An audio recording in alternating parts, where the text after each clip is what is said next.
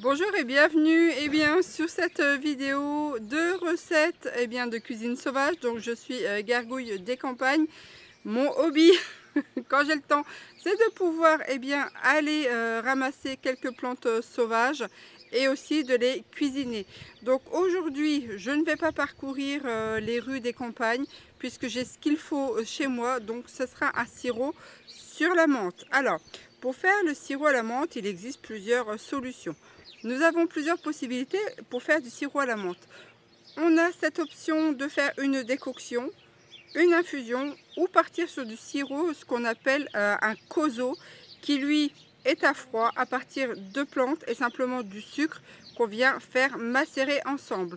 Donc là, nous allons aller cueillir la menthe et nous allons préparer notre fameux sirop.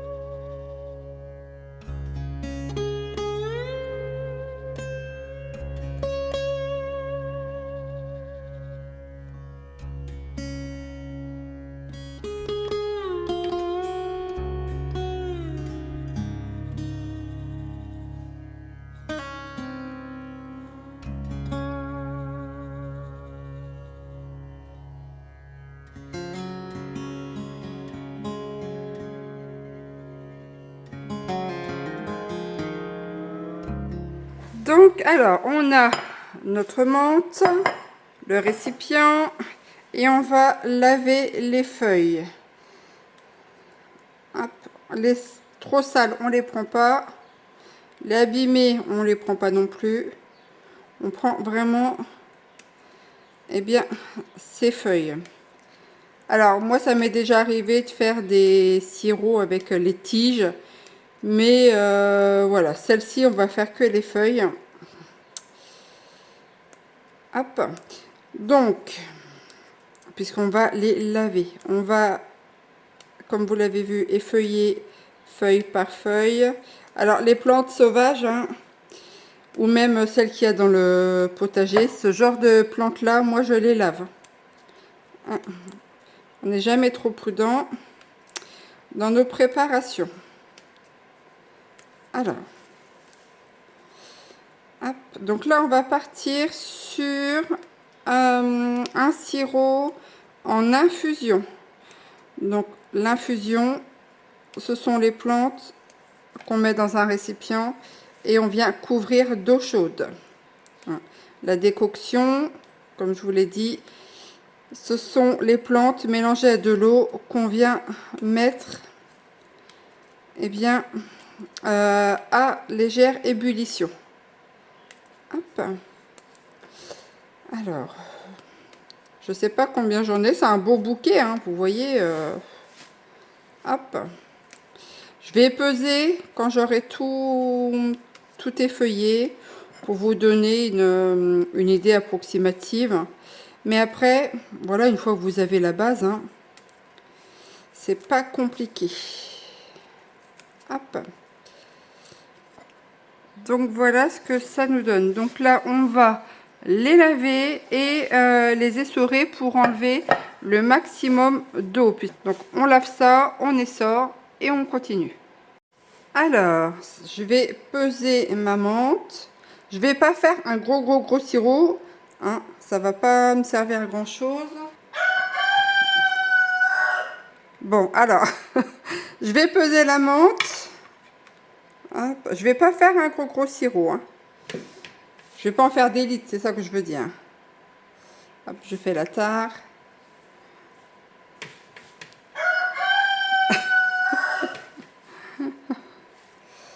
Hop, alors. Je dois bien... Combien j'ai là-dedans? Alors, je vais arriver à 60 grammes au moins, facile. Voilà. Alors, j'ai 61 grammes exactement. Donc, je vais partir pour ce poids-là environ. Je veux que ça soit assez concentré. Je vais partir sur au niveau du liquide, donc de l'eau que je vais amener à ébullition, je vais partir sur 450 grammes d'eau que je vais mettre à ébullition et après je viendrai verser l'eau bouillante sur mes feuilles de menthe. Alors, je vais mettre mes feuilles de menthe dans mon saladier. Hop. Et je vais préparer le sirop. Alors, soit pour les infusions comme ça, soit on fait un sirop, c'est-à-dire de l'eau avec l'équivalent en sucre qu'on vient faire chauffer et qu'on verse dedans et après on viendra filtrer. Soit on met juste l'eau bouillante avec les feuilles de menthe, ensuite on vient filtrer, on vient essorer les feuilles et après on pèse le poids de l'eau et le poids du sucre qu'on refait chauffer sans les feuilles puisque ça aura infusé et on obtiendra le sirop. Donc là en l'occurrence, moi ce que je vais faire, c'est directement partir sur le sirop. Donc je disais que j'avais 61 grammes de feuilles. Alors je pense partir sur 450 grammes d'eau, mais il va falloir que ça recouvre. Donc je me pose la question si je vais pas partir plutôt sur 500 grammes. Hein. Donc ce que je vais faire, je vais prendre 500 grammes d'eau, je vais y mettre l'équivalent en sucre, puisque le sucre, en fait, c'est lui qui va attirer les composés de la plante, ça va les faire sortir, et c'est aussi un agent de conservation. Donc c'est parti. Hop, alors, je refais la tare. Je vais mesurer 500 grammes d'eau.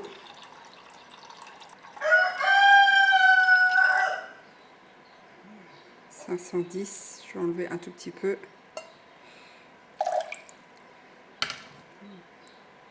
Voilà. Donc à cela, on va ajouter 500 grammes de sucre. C'est un temps pour temps. On peut faire un tout petit peu moins, on peut aller jusqu'à 400, on peut descendre, je veux dire, à 450 grammes. Mais plus on va descendre le niveau du sucre, moins la conservation se fera. On peut aussi également, dans certains cas, si on veut conserver plus longtemps, on peut mettre aussi de l'acide citrique dans notre sirop. Une autre technique aussi, c'est de mettre un petit peu d'alcool aussi dans le sirop. Moi, je n'utilise pas trop forcément cette technique avec de l'alcool, mais sachez qu'il est possible d'utiliser l'acide citrique comme conservateur pour que ça dure plus longtemps et aussi un petit chouïa d'alcool. Voilà. Alors, donc, je vais partir, allez, je vais pas faire un sirop trop sucré, je vais partir sur 450 grammes pour 500 grammes d'eau. Ça se conservera quand même, hein, je ne suis pas à 50 grammes près. Sachant qu'en plus, alors, est-ce que j'ai de l'acide citrique? Alors, on peut rajouter du citron. Dans le citron, il y a de l'acide citrique. Hein, un jus de citron, par exemple. Ce qui va faire office de conservation, d'agent de conservateur pour que ça dure encore plus longtemps. Voilà. Bon, je vais y aller comme ça parce que c'est encore à la cuillère. J'y suis encore 3 plombes. 450 grammes. Voilà. Donc, on va venir, cette préparation-là, on va venir la mettre en chauffe jusqu'à ébullition, jusqu'à temps qu'en fait le sucre soit fondu. Le sucre, en fait, on va saturer la préparation.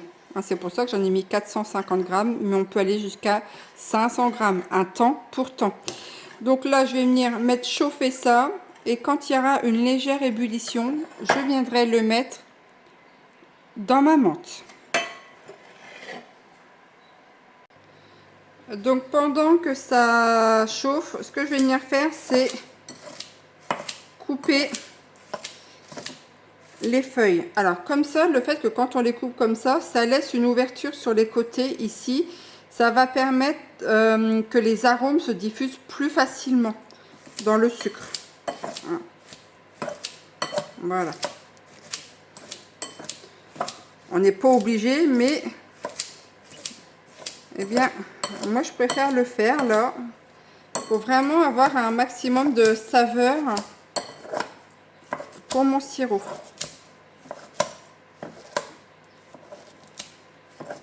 Hop. Il y aura plus de contact comme ça avec le sirop en fait. Comme, oui, vous voyez, quand on les coupe comme ça, il y a le sucre de la plante qui va avoir déjà tendance à sortir. Alors, il existe plusieurs variétés de menthe. Il y a de la menthe qui est carrément très dufteuse, d'autres qui sont un peu plus lisses, d'autres qui ont des feuilles beaucoup moins dentelées, d'autres qui ont une couleur un peu chocolat, même au niveau de la tige. D'ailleurs, je crois qu'on l'appelle la menthe chocolat également. On a aussi la menthe marocaine, la menthe glaciale. Enfin, vous avez une variété de menthe et on la reconnaît à son odeur. Si vous ne connaissez pas l'odeur de la menthe, je vous invite déjà à sentir les dentifrices et aussi à sentir les bonbons à la menthe et goûter les bonbons à la menthe. Comme ça vous donnera une idée de l'odeur que doit avoir en fait la menthe que vous pouvez éventuellement trouver dans la nature lors de vos balades. Donc voilà, mon sirop est prêt. Il y a encore quelques petites bulles là-dedans. Ne le faites pas trop cuire, puisque sinon, si vous le faites trop cuire, après le sirop va avoir tendance à un peu se figer et caraméliser, surtout si c'est un temps pour temps. Voilà. Donc une fois que c'est chaud, je viens verser mon sirop sur mes feuilles de menthe. On sent déjà la puissance aromatique des feuilles. Le fait que j'ai coupé aussi, ça sentait déjà vraiment très très fort. Donc une fois que c'est fait, vous voyez, ça fait tout ça. J'aurais pu faire un peu moins de sirop pour avoir une préparation plus concentrée, mais ça sera déjà bien. Et vous voyez, ça prend déjà une légère couleur, je ne sais pas si vous allez voir, une légère couleur verdâtre. Donc une fois que ça c'est fait, on couvre et on va laisser macérer ça au moins pendant 24 heures. Donc une fois qu'on a fait macérer, on va venir filtrer la préparation. Ça me pique déjà les yeux tellement c'est fort. Hop. Zou. Je vais venir presser le reste là. Alors moi c'est vrai que j'ai une menthe qui sent vraiment super fort et qui est vraiment très puissante. Hop, donc ça on presse au maximum. On peut utiliser nos mains également. Ça pressera encore plus. Voilà, donc ce qu'on va venir faire maintenant, c'est faire un peu épaissir notre sirop. Alors, on va le mettre à ébullition, mais vraiment légère ébullition. Faut pas que ça fasse des grosses bulles. C'est vraiment tout léger. On va faire ça entre 3 et 5 minutes. Et ensuite, après, on viendra les mettre en bouteille. Alors, les bouteilles, il faut qu'elles soient lavées et stérilisées.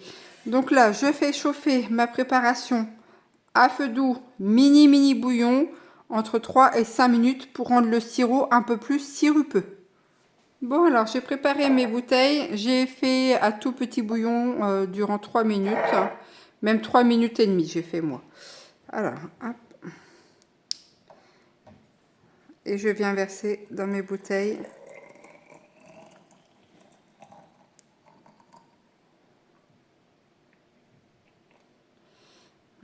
Et je vais mettre une opercule. Ce sont des opercules neuves. Et ensuite, je vais coucher la bouteille. Voilà, je la couche ici. Je vous montre. Pourquoi je couche la bouteille? Puisque en fait, le sirop va être en contact ici. Ça va faire un vide d'air et ça va créer une pasteurisation au niveau de la bouteille. Donc, quand on fait cuire comme ça, environ entre 3 et 5 minutes, quand on plonge après la cuillère dedans et qu'on retire la cuillère, ça doit faire comme un film sur la cuillère une fois que ça a refroidi. Hein.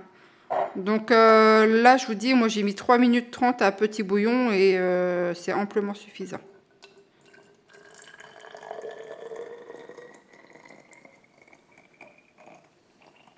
Donc le fait que je fasse chauffer comme ça et que je ferme à chaud, ça permet une plus longue conservation. Hop.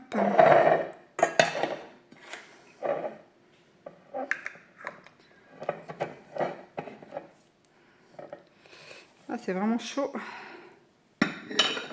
Hop. Je couche ma bouteille, toujours. Pour celles que je vais consommer plus tard, hein, je fais ça. Celles qu'on va consommer aussitôt, on n'est pas obligé de faire cette technique-là. Hein. Alors. Est-ce que je vais avoir assez pour remplir toute la bouteille?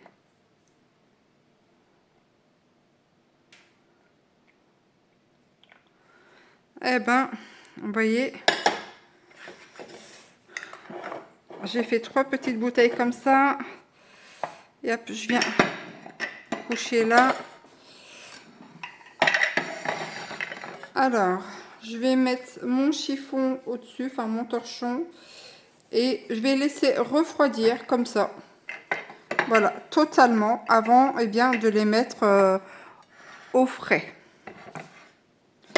Et là, il me reste un tout petit fond, donc je vais le garder. Je vais me faire un petit... vous voyez là? La trace que ça fait, je sais pas si vous allez bien voir, pas sûr. Vous voyez, quand ça refroidit, le sirop devient un peu plus sirupeux. Voilà. Donc oui, je vous disais, 3 minutes 30 à tout petit bouillon. C'est suffisant pour enlever un peu plus d'eau en fait au niveau de la préparation. Et dans le fond, là, ça commence à faire une petite gélatine quand ça refroidit. C'est parce qu'on s'est approché du temps pour temps au niveau de l'eau et du sucre. C'est pour ça qu'il faut voir aussi au niveau de la cuisson que ça soit pas trop long. Sinon, bah, après, ça va être trop figé. Donc, voilà pour cette recette. Donc, voilà, après refroidissement du sirop, on peut les remettre à l'endroit. Et on a, avec cette quantité-là, donc ce sont des bouteilles de jus de fruits, vous savez, les bouteilles de 20 centilitres.